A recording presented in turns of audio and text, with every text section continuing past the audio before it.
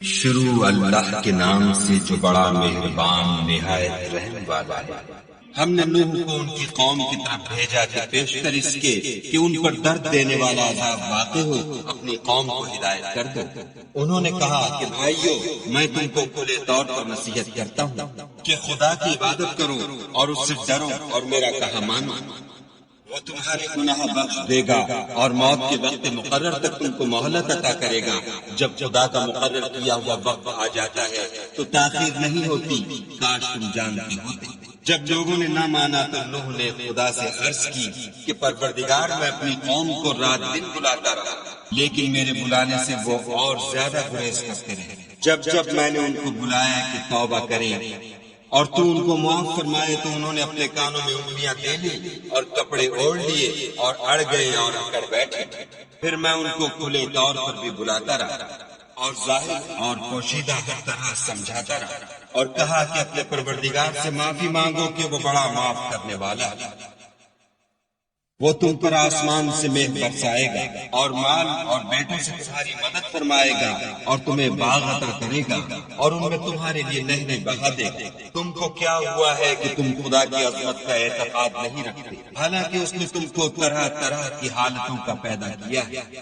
کیا تم نے نہیں دیکھا کہ خدا نے 7 آسمان کیسے اوپر تلے بنائے اور چاند کو ان میں زمین کا نور بنایا ہے اور سورج کو چراغ ٹھہرایا ہے؟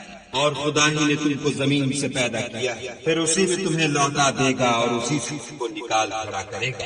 اور خدا ہی نے زمین کو تمہارے لیے فرش بنایا تاکہ اس کے بڑے بڑے کشادہ رستوں میں چلو پھرو۔ اس کے بعد نوح نے عرض کی کہ میرے پروردگار، یہ لوگ میرے کہنے پر نہیں چلے اور ایسی کتابیں ہوئے ہیں جن کو ان کے مال اور اولاد میں نقصان کے سوا کچھ فائدہ نہیں دیا، اور وہ بڑی بڑی چالیں چلے اور کہنے لگے کہ اپنے معبودوں کو ہرگز نہ چھوڑنا، اور ودہ اور سوا اور یغوث اور یعوق اور نصر کو کبھی ترک نہ کرنا۔ پروردگار، انہوں نے بہت لوگوں کو گمراہ کر دیا ہے تو ان کو اور گمراہ کر دے۔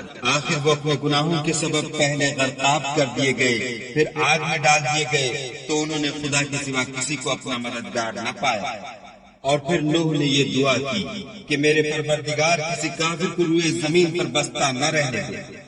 اگر تو ان کو رہنے دے گا تو تیرے بندوں کو گمراہ کریں گے اور ان سے جو اولاد ہوگی وہ بھی بدکار اور ناشکر گزار ہوگی۔ اے میرے پروردگار، مجھ کو اور میرے ماں باپ کو اور جو ایمان لا کر میرے گھر میں آئے اس کو اور تمام ایمان والے مردوں اور ایمان والی عورتوں کو معاف فرما، اور ظالم لوگوں کے لیے اور زیادہ تباہی بڑھا۔